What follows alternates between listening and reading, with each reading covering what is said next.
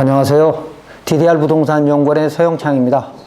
이번 시간부터는 실제 개발 사례, 실제 허가를 넣었다가 문제가 있어서 풀어야 되는 사례를 보면서 설명드리도록 하겠습니다. 첫 번째는 건축허가의 진입로에 내가 내 진입로에 지분을 가지고 있을 때 나는 나중에 건축허가를 받을 때 문제가 없을 것인가? 아닙니다. 나머지 지분권자의 동의가 없으면 개발행위 허가를 신청할 수 없습니다. 즉 이미 그 진입로가 현황상 도로가 됐다면 개발행위 허가를 받아서 지목이 도로로 바뀌었거나 아니면 오랫동안 사용해서 그게 도로로 됐다면 모를까. 그렇지 않고 지금 자동차 통행이 완전하지 못한 그런 도로 또는 불법 형질 변경된 것이라면 소유권자의 동의 없으면 맹지가 됩니다. 자, 한번 그림 보십시오. 자, 여기 한 20여 필지를 어느 사업자가 잘라서 분양을 했습니다. 그런데 이 분양을 하면서 최근에는 허가청에서 이렇게 분할을 하게 되면 개발행위법이라든지 아니면 개발행위 허가 기준이라든지 아니면 주택법에 의해서 대주성 사업으로 해가지고 이 안에 내부 도로도 소유권을 기부 체납을 받거나 아니면 6m 이상의 도로로 만들어서 정리가 대주성 사업은요 다 정리가 되는 게 문제가 없습니다만 만약 이게 개발행위 허가를 옛날에 받았던 거라면 그리고 최근에도 평수가 조금 작으면 그러니까 뭐 한 3,000평 미만인 경우에는 안에 내부 도로를 4m 정도로 만들어 가지고 분양을 하는 것이 통례입니다. 자, 2년 전에 이 자리가 굉장히 좋은 것 같아서 단독주택을 지으려고 사두었습니다. 그런데 최근 건축 설계를 해서 건축 허가를 넣으려고 하니까 이 안에 진입도로 동의를 받아오라고 한다는 것입니다. 자, 맨 밑에 보면 건축법과 개발행위에 의한 기준에 맞는 도로가 있고 그 안에 내부 도로를 이렇게 했는데 분명히 이 안에 이렇게 잘라서 허가를 받을 때는 개발행위 허가를 받았을 거란 말입니다. 그러니까 개발행위 허가 때 이 진입로 규격에 대해서는 짚었을 것이고 문제는 이 소유자의 동의 여부입니다. 금방도 말씀드렸지만 지금 이런 허가가 들어가면 이 안에 내부 도로에 대해서 허가청이 좀 관여를 합니다. 기부를 하란다든지 아니면 뭐 지정을 하란다든지 건축법 도로로 그렇게 관여를 합니다만 대부분의 지자체나 또는 뭐 얼마 전까지만 해도 관여를 안 했기 때문에 이 소유자들의 분쟁이 있는 것이죠. 이 사례는 자, 이 밑에 보십시오. 여기 이 땅의 소유자가 그 앞에 있는 도로 집을 가지고 있습니다. 그런데 이 도로가 이미 현황 도로가 됐다면 문제가 없지만 현황 도로가 아니라면 그러니까 지적도상으로는 분할이 돼 있고 분명히 지목도 도로로 여기가 바뀌었다 하더라도 공사가 안 돼 있으면 현황이 도로가 아니면 이 문제가 되는 거거든요. 그 다음에 이 길을 따라서 이렇게 들어가 가지고 여기다 허가를 받으려면 이 도로, 이 진입로 전체 소유자의 동의가 필요한 것이 원칙이나 현황이 이미 도로가 돼 가지고 배타적 사용 수익권이 제한된 그러니까 그 소유자만이 쓸 수 있는 권한이 배타적 사용 수익권이죠. 그러니까 배타적 사용 수익권이 제한된 포기된 그런 도로라고 한다면 동의가 필요 없는 거죠. 그러면 이분은 지금 어떻게 해야 되겠어요? 이 안에 도로가 배타적 사용 수익권이 포기된 도로라고 하는 걸 밝혀내야 되겠죠. 그렇지 않으면 사용납 받아와야 되니까. 자, 그래서 우리가 이런 땅을 가지고 있거나 이런 땅을 살 때는 짚어야 될 부분들이 뭐냐? 첫 번째, 비도시 지역인지 용도 지역이 그리고 면 지역인지 확인해야죠. 왜 그렇죠? 비도시 면지역은 건축법 44조부터 46조가 적용되지 않아서 건축 허가라면, 그러니까 이 안에가 형질이 다 바뀌었다면, 즉 개발행위 허가를 받지 않는다면 건축법 기준만 적용하면 되기 때문에 비도시 면지역은 건축 허가만 받았을 때 굉장히 중요한 겁니다.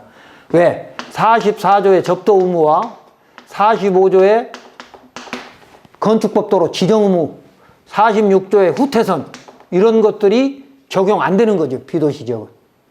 그러니까 이런 44조, 45조, 46조의 의무가 허가 신청자인 분이 갖추어서 넣어야 되는데, 비도시 면지역은 접도 의무, 지정할 수 있도록, 지정은 여기 사용승낙에 들어가는 거예요. 허가권자인 시장 군수보고 지정해달라고 하면 사용승낙이 필요한 거거든요. 그러니까 건축허가에서 사용승낙과 개발행위허가의 사용승낙은 조금 다릅니다. 해주는 사람은 똑같은 사용승낙이지만 허가부서에서는 다르게 해석을 하는 거예요. 첫 번째, 이 건축법 도로로 지정 의무가 있는 도시지역인 경우, 그러니까 비도시 면지역이 아니면 도시지역의 면지역이거나 아니면 비도시 지역의 읍동지역은 이 안에 도로를 건축 허가 때 건축법 도로로 지정해야죠. 그게 45조예요. 44조는 4m 이상의 도로에 2m 이상이 접해야 된다는 것이고, 그리고 46조는 44조 기준에 안 맞으면 폭을 넓히라는 거고, 건축 후퇴선. 그래서 이것이 도시지역의 경우는 적용되는데 비도시 면지역은 적용이 안 되기 때문에, 자, 44조, 45조, 46조가 건축허가에서 적용되는지 안 되는지 판단 제일 먼저 해야죠. 그러니까 비도시 면적이냐 기냐 아닌가? 첫 번째. 두 번째는 이 진입로가 개발행위 허가 대상이냐 아니냐. 그래서 아까 이 빨간 이 부분은 지목이 임야이기 때문에 당연히 개발행위 허가를 받아야죠. 그러니까 우리가 지금 개발행위 허가를 여러 번 얘기를 하지만 이 개발행위 허가도 두 가지가 있는 겁니다. 부지에 대한, 그러니까 이 건축물을 지으려고 하는 건축 부지, 그리고 이걸 보고 우리는 대지라고 하죠. 대지의 형질을 바꾸는 개발행위 허가를 받아야 되는 것이 하나 있고, 이 진입로의 형질을 바꾸는 진입로 개발행위 허가가 있는 겁니다. 이 두 가지가 하나의 서류에 포함되니까 우리는 그냥 개발행위 그러면 하나로 생각하는데 엄밀히 따지면 나눠져야 되는 겁니다. 그러니까 여기가 지목이 이미 대가 돼 있는 것도 있을 수 있고 형질 변경이 돼서, 그런데 진입로가 없어서 진입로만 개발행위 허가를 받아야 될 경우가 있고, 이 안에 지목이 임야이고 여기도 개발행위 허가를 받지 않은 지목이 임야 상태의 도로가 있거든요. 지적도 임야 상태로도 할 수 있으니까.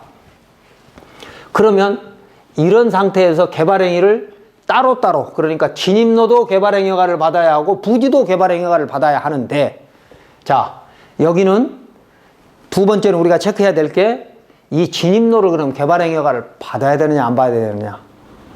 또 받아야 된다면 이 밑에 지금 이 하얀 부분에 집이 있다, 주택이 있다 그러면 이 주택까지는 이미 이 사람이 개발행위 허가를 받았을 거 아니겠습니까? 그리고 이 가운데 지금 현재 두 채가 집을 짓고 있습니다. 준공 직전에 있습니다. 그 길을 지나서 여기다 허가를 받아야 되기 때문에 이 진입로가 개발행위 허가를 어디까지 받았냐? 여기까지만 받았냐? 아니면 여기까지 받았냐?에 따라서 나머지 부분이 달라지게 되는 거죠. 그 부분은 뒤에 설명드리고, 그래서 첫째는 개발행위 허가 대상이 어디까지인지 진입로 이거 체크하셔야죠. 그래서 만약에 이 제일 위에다 지금 이 빨간색 이 집이 지을 때 이분은 지금 주택 입주하고 자기 앞으로 이 부분을 소유권을 가지고 있다면, 건축허가가 낮다면 이건 이 현황도로거든요. 그러니까 원칙적으로 여기는 동의가 필요 없는 거예요. 현황도로니까. 왜? 비도시 면적인 경우에는 지정 의무가 없으니까. 근데 비도시 면적이 아니면 여기는 지정이 됐거나 이미 지정이 됐겠죠. 비도시 면적이 아니면. 이분이 허가받아서 준공할 때 허가받을 때 이건 지정이 됐어야 되고 준공 때 지정 여부를 가려야 되는 거기 때문에 이건 허가 났을 거란 말이에요. 근데 왜 이분의 동의를 받아야 되는지. 예. 그래서 이건 빼고 그 다음에 만약에 여기 건축을 짓고 있다 그러면 이 두 번째 여기 부분은 허가 때 비도시 면지역이라면 지정 의무가 없으니까 개발행위 허가만 받아놨을 거고 면적이 아니라면 여기도 지정을 했을 거라 이거죠. 지정이 됐을 거라 이거죠. 그러면 이분은 나머지 이 부분만 사용승낙을 받아서 지정을 신청하면 되는 거죠. 비도시 면적이 아니라면. 그런데 비도시 면적은 45조에 지정 의무가 없으니까 여기도 지정 안 됐고 여기도 지정 안 됐죠. 자, 그렇다. 지정이 안 됐다고 해서 그럼 사용락이 필요한 거냐? 뒤에 한번 봅시다. 지정이 안 됐다 하더라도 비도시 면지역은 지정 의무가 없으니까 나는 2.5m 이상의 통로만 있으면 허가받을 수 있는 거거든요. 지정 의무가 없으니까. 그러면 나머지 이 부분만 처리하면 되는 거죠. 결국은. 이 입구에서부터 여기까지는 이 사람이 집을 지으면서 지정을 받았거나 아니면 지정 대상이 아닌 비도시 면적인 경우에는 형질 변경이 이루어졌을 것이고 그러면 현황상 도로가 됐고 그냥 쓰면 되는 거예요. 그 다음에 여기는 이 사람이 허가를 받을 때 요거는 안 받았을 거고 여기는 허가를 받았을 거라는 거죠. 여기가. 그런데 지정이 안 된 곳이니까 비도시 면적은 지정 안 된 곳이니까 공사 중이라면 이 사람의 동의는 필요하죠. 이 사람의 동의는. 그래서 이분 입장에서는 요 부분만 정리를 할지 여기까지 받아야 될지는 이제 상황에 따라 조금 다른데 우리가 이 건축허가를 받을 때 세 가지를 허가를 같이 받는 거죠. 그러니까 여기다 건축허가를 받을 때 첫 번째 건축허가, 두 번째 개발행위 허가. 이 부지를 얘기하는 겁니다. 진입로 얘기가 아니고요. 이번에는 부지입니다. 이 부지는 건축허가와 개발행위 허가, 산지존형 허가 이렇게 세 가지를 받는 거죠. 지목 임하였으니까. 그래서 이 허가 기준에 맞는지를 먼저 검토하고 기준에 맞으면 허가를 되는 것이죠. 자, 그러면 봅시다. 건축허가 때는 어떻게 되는 거죠? 건축법 44조에 접도 의무가 있고 45조에 사용승낙 받아서 지정해달라고 신청해야 되는 거고 46조에 건축 후퇴선이 있다 그랬죠? 그런데 여기는 비도시 면적이라면 면적이 아니라면 이거 절차 밟아야 되고 비도시 면적이라면 이게 필요 없습니다. 이게 자동차 통행이 가능한 통로만 있으면 되는 거예요. 그 다음에 이제 개발행위 허가로 오면 개발행위 허가에서 이렇게 돼 있죠. 5,000제곱미터 미만은 즉 1,500평 정도는 까지는 4m 이상의 도로가 있어야 한다. 그래야 개발행위 허가를 해준다. 이렇게 돼 있잖아요. 그렇기 때문에 전에 이 내부가 최소한 4m 이상은 됐을 거라는 거죠. 만약에 이 안에가 5,000제곱미터 이상이었다면 6m 도로가 안에 있을 거고요. 자, 그렇지 않으면은 개발행위 허가가 잘못된 것이죠. 자, 그래서 4m 이상의 도로가 있는데 비도시 면지역인 경우에 이렇게 낱개로 하나하나씩 하나씩 개발행위 허가를 받아서 이게 처리했다면 3m짜리도 있겠으나 하나의 단지로 꾸며졌으면 적어도 4m 이상일 거라는 것이죠. 그 다음에 이제 이 사업부지에 개발행위 허가를 하면서 4m 이상의 도로가 있어야 되는 것이 원칙이나 어떤 예외가 있다고요? 1,000제곱미터 미만의 단독주택과 1,000제곱미터 미만의 일종근생은 마을 안길이나 농로로 건축허가를 해줄 수 있다. 이렇게 개발행위 허가를 해줄 수 있다. 이렇게 돼 있거든요. 마을 안길이나 농로로. 그러면서 농업용 시설은 면적 제한도 없이 가능하고 농업용 시설은 그리고 몇 가지 기타 사항이 있습니다. 어쨌든 이 사안에서 놓고 봤을 때는 마을 안길이나 농로로 이걸 마을 안길로만 인정을 받을 수 있다면 여기에는 4m 도로가 아닌 2.5m에서 3m 정도의 자동차 통행이 가능한 통로 정도로 가지고도 건축허가, 개발행위 허가를 받을 수 있는 것이죠. 그 다음에 세 번째, 산지 전용은 개발행위 허가에서 진입로를 받기 때문에 진입로 부분은 산지 전용에서 그리 중요하지 않습니다. 산지 전용 허가 기준이 중요한 거고, 그러니까 우리가 진입로는 건축허가 때 진입로를 보는 거고 개발행위 허가 때 진입로를 보는 건데, 건축허가에서는 비도시 면지역은 진입로가 규정을 적용하지 않고 자동차 통행이 가능한 통로만 있으면 된다라고 얘기를 했고, 다만 개발행위가 운영 지침에서 4m 이상의 도로가 있어야 개발행위 허가가 된다. 건축 목적으로 할 때는. 그런데 1000제곱미터 미만의 주택과 일종 근생은 4m가 아닌 마을 안길이나 농로를 가지고도 허가할 수 있다, 그런 거죠. 그러니까 지금 현재 이 길이 마을 안길로 인정받을 수 있느냐 없느냐. 지금 이 길이 지적도상으로는 분명히 도로처럼 보이는데 현장을 가봤더니 자동차 통행이 가능한 마을 안길로 꾸며져 있느냐 그렇지 않느냐가 지금 제일 중요한 겁니다. 자, 그래서 이제 그럼 이 사람은 지금 어떻게 해야 될 거냐. 만약에 이 사람이 새로 사야 될 것 같으면, 지금 사야 될 것 같으면 금방 제가 설명드린 대로 이 도로에 지분권을 갖고 있으면 20분의 1이면 여기 20명일 때 20분의 1 지분권을 갖고 있는 건 안전하지 못한다는 겁니다. 일반인들이나 뭐 일반 중개사들은 지분 소유권을 가지고 있으면 문제가 없지 않느냐, 그런데 천만에 이용권을 갖고 있어야 됩니다. 누구나 쓸 수 있는 공도로 만들 수 있는 이용권이 있어야지, 지분권은 나중에 나머지 20분의 19 지분권자들한테 전부 동의를 받지 않으면 이런 문제가 발생하는 겁니다. 그래서 밑에 지금 동의를 못 해주겠다고 한 사람이 지금 목리를 부리고 있는 것이죠. 자, 그래서 매입 전이라면 이 도로를 여기 견원주택 사업하는 사람한테 이 도로를 시청에 기부 체납하거나 아니면 건축법 도로로 지정을 해서 도로관리대장에 올리거나 아니면 토지용계획 확인서에 나올 수 있도록 분명히 배타적 사용수익권이 없는 공도라고 하는, 누구나 쓸 수 있는 공도라고 하는 것을 나타낼 수 있는 것들이 나올 수 있도록 계약서 특약에다 넣어가지고 매매를 해야 되는 것이고, 그 다음에 지금 중간 부분에 두 채가 준공 직전에 있다 그랬죠? 그러면 이 부분에 대해서는 지금 어떡할 거냐? 여기까지 입구까지는 이미 현황상 도로가 됐다면 사용락이 필요 없지만 지금 준공이 안 된 상태의 이 도로는 어떡할 거냐? 이 부분을 확인하려면요, 이 두 채의 개발행위 허가 신청서를 볼 필요가 있는 거죠.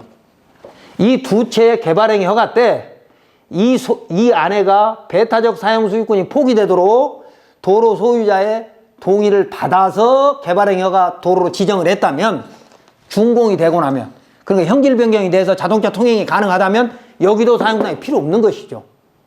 다만 공사 중일 때는 이 사업자의 동의를 받아서 할 수 있다라고 산지 전용의 그런 산지 전용 허가 기준에도 들어있는 부분이 있습니다. 자, 그래서 여기 중간 부분 두 채가 건축 허가를 받으면서 개발행위 허가의 진입로로 확인됐던 부분에 대해서는 개발행위 허가 신청서를 보고 판단해야 될 것이고, 그리고 마지막으로 만약에 여러분이 이런 땅을 샀을 때, 살려고 할 때 계약서에 특약에다 아무리 잘 써도 불안하다, 계약서 특약은 못 믿겠다 라고 하면 세 가지 방법이 있습니다. 첫 번째는 민원처리법에 의해서 사전 심사를 넣어보는 겁니다. 그러니까 이 진입로가 공도인지 아닌지 판단을 받아야 되는데, 이 판단을 계약서 특약에다가 공도를 만들어 주겠다, 이러이러한 방법으로 공도를 만들어 주겠다라고 특약에다 넣어서 계약서를 쓰는 것이 안전하지만, 만약에 그것도 좀 불안하다, 특약도 불안하다 그러면 첫 번째는 민원처리법에 의해서 사전 심사가 있습니다. 심사 제도가 있는 거죠. 그러니까 민원처리법 30조에 가보면 땅을 살 때 뭐 건축을 짓기 위해 땅을 샀는데 사전에 불안하니까 물어봐라, 지자체장한테 라고 하는 규정이 민원처리법 30조에 있고요. 그 다음에 두 번째는 사전 결정 제도가 있습니다.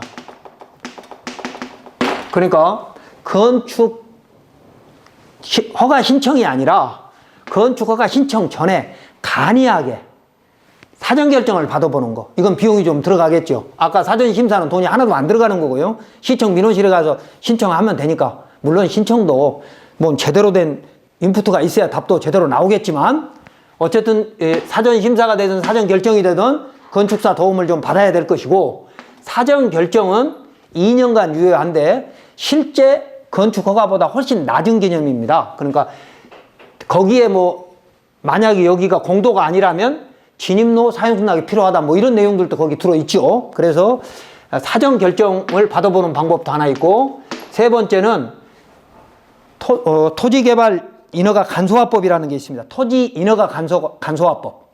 그 구조에 가보면 사전 심의를 하라고 되어 있습니다. 건축허가와 달리 개발행위 허가는 굉장히 어렵기 때문에, 그리고 허가권자의 재량권이 있는 것이기 때문에 사전에 알기가 어렵습니다. 건축허가는 잘 아시다시피 기속행위입니다. 건축법 기준에 맞으면 허가를 해줘야 되는 거예요. 허가권자가 권한이 없어요. 다만 형질이 농지나 임야인 상태에서 건축허가를 넣는 것은 개발행위 허가를 수반하는, 그러니까 개발행위 허가가 전제되는 건축허가는 재량권이 있다라고 하는 게 대부분 판례예요. 그러니까 사전에 건축허가가 되는지 안 되는지 알 수가 없는 거예요. 이런 형질은. 그러니까 여기가 만약에 지목이 대지이다 그러면 건축허가를 받기가 아주 쉬워요. 진입로 부분을 체크한다거나 해서 간단하게 알 수가 있는데, 이 안에가 만약에 지목이 대가 아니고 임이다. 그리고 이 도로도 현황상 자동차 통행이 가능한 도로가 아니고 지목이 뭐 다른 것이다. 그래가지고 개발행위 허가를 받아야 된다 그러면 그때는 허가권자의 재량권이 있는 것이기 때문에 그런 땅은 사전 심의를 통해서 토지 인허가 간소화법 구조에 의한 사전 심의를 넣어가지고 정확한 답을 얻고 매매를 하는 것이 옳습니다. 그러니까 계약을 할 때 계약금 건네고 허가 조건부로 이렇게 처리를 하면서 이런 세 가지 과정을 활용하면 되고, 또 만약에 이미 이렇게 일이 저지러져 버렸다 그러면 어떻게 해야 되느냐.